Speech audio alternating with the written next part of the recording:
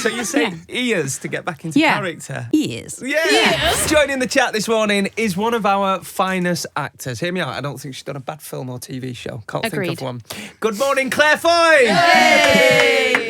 Would you agree with that, Claire? Oh no, I've done a few terrible things. I can't. We can't. We had your friend in Matt Smith the other week. Oh yeah. And he said he's done a few, and he listed them, and we were like, yeah, fair enough. Yeah, what was that? He was in a zombie one, weren't he? And we were like, oh yeah, that was awful. But there's not one bad one you've been in. I'm not going to list them because I don't want to offend everyone. But there's definitely a few. Oh, okay, fair enough.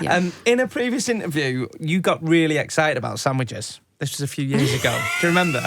Yeah. I always get excited about sandwiches. And on this show over the past week, for some reason, we've been talking about Tesco meal deals because they've released their most popular sandwich meal deals. And we'd love to know what Claire Foy's perfect Tesco meals deal is. I used to work at Tesco. Did you? Yeah. Did you? I don't think meal deal was a thing when I was at Tesco, which goes to show how old I am. What sandwich would you get? So you get a sandwich, a side and a drink? I mean, I'd probably, in the old days, I would have got a chicken salad, but I don't think they're up to much these days, guys. So I'd probably have a BLT. Yeah, you don't get much chicken in the salads these days. No, and also it doesn't taste of anything. Yeah. If they could sort that out, it'd be great. And then just some, ready salted crisps and probably just a bottle of water. Bottle of water. Okay. Classy. Yeah. God, I feel like I need to go back and think again. Honestly, Claire, that's why we love having British actors and musicians on, because we can just all geek out over the weirdest I could talk about sandwiches for a really strange amount of time. Look, we will talk about your new movie because it is beautiful. H is for Hawk. It's based on a best-selling book. And it's all about your character, Helen, who, is dealing with losing her dad. And she sort of deals with the grief by training a hawk called Mabel. Now, on the surface, when I say that out loud, it sounds very niche. But actually, this movie, genuinely, is so relatable. And I saw a quote from the author of the book, Helen MacDonald, who said, "Grief is just love with nowhere to go."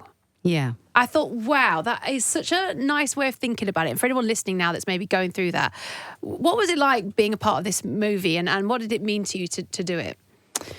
I mean, it meant a lot to me. The book, it really has a really strong impact on lots of people. Lots of people don't know about it, but I feel like there's a community of people who pass it on to each other. And I think it's helped a lot of people because Helen's kind of offered their experience of grief in a really open and vulnerable and honest way, I think.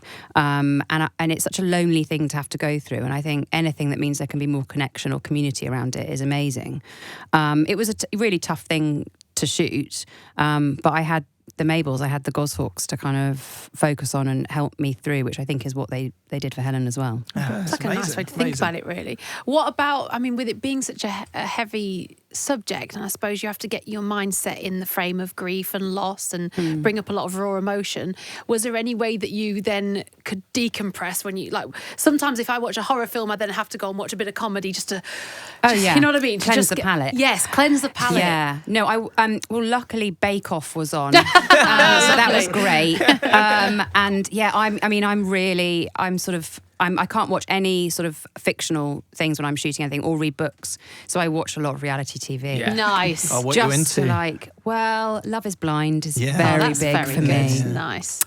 So just, lots of reality TV. We've got to mention quickly as well, it's got many Gen Zers that work on the team and people listening when we said that you were going to be on the show. You're going to be reunited with Andrew Garfield for Enid Blyton's The Magic Fairway trip. I am, yeah. Yeah, is he the best on-screen husband ever? No, he's terrible.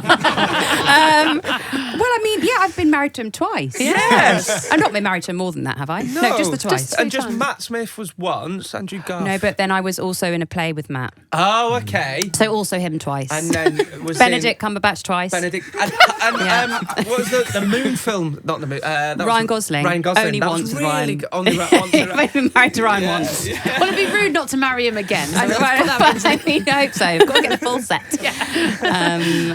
No, I am. Me and Andrew back together again. Very different kind of film, but it was amazing to do. A family film. It was such an amazing thing.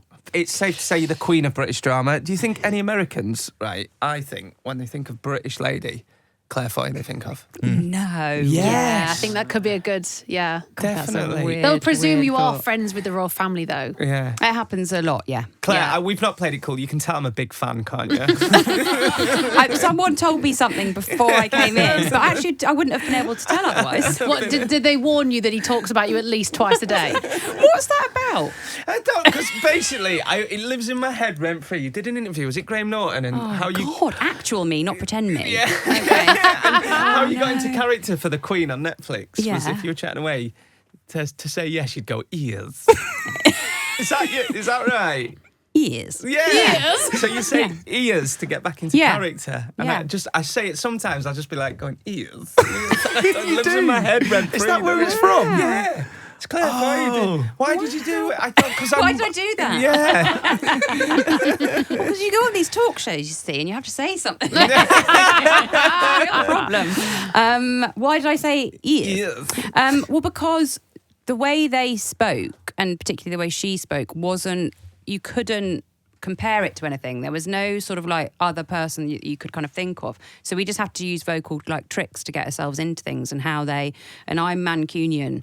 And so the vowel sounds were really difficult for me because I can't even do it now. It's been so many years, but I'd be like I'd be saying it like that. And you can't say that. You have to. That's so I well. love this detail. Wow. I love these little lessons that we occasionally get. A lot of work goes into it, guys. Yeah, Can we I make don't it wanna look really? It's true. Accents is the one I respect. I go, oh, okay. Yeah, but I Yeah, do what God. you do when I go back up north because I don't want them thinking I'm posh and southern now. But I bet they do anyway. Yeah, they do. Yeah. So when I go back up north, when I go to Burnley, I always go, doer, shut that doer. Oh, so it's a fake Burnley accent you put on. Gets me back in. Exactly, you do There's it always one too. way I go, doer, shut that door. How's your Burnley, Claire? I wouldn't even attempt. I think it would be rude. Doer. Doer. There you go. Yeah, Right, done. right. Shut that doer. Claire, you're in to talk about your new film, H is for Hawk, which is out in cinemas this Friday, so it's only right that we play our favourite animal-based game with you. It's called, are you ready, Sean Welby? I'm ready. Here we go. Pet or a partner? Is your boyfriend a dog or a domesticated hawk? Pet or a partner?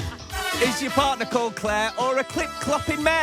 Pet or a partner? There you go, we do it every Tuesday. Are you in, Claire? I'm so in. Here we go. Here we go. I'm so sorry that you're normally in very highbrow, lovely situations, and now we're dragging you into our game, Pet Oh or my God, I Partner. can't wait. It does what it says on the tin. We Okay. try and guess if somebody's talking about their pet or partner. All they do is send in their name and then a sentence about them or a statement of something they did recently. We normally get a guess each to try and work out if they're talking about their pet or partner. Okay. The only rules of the game are they can't lie about their answer. We can't ask an incriminating question like, does it have a tail or four Okay. legs? So we're going to let you, Claire Foy, do all the questions, and we do have a caller on the line. We do. Good morning, Matt in Durham. What is your statement, please? Morning. So my statement is that Charlie isn't a fan of traitors, but absolutely loves Clarkson's Farm. Okay. Charlie isn't a fan of traitors, but absolutely loves Clarkson's Farm. Claire Foy, you've got 3 questions and 3 questions only for Matt. Matt, what is Charlie's... Morning. Oh, morning. What's Charlie's favourite meal? So he's a bit obsessed with bulking, to be honest. So it's not great for the vegans. He's just obsessed with protein. So if he could, it'd just be Protein. beef for every meal.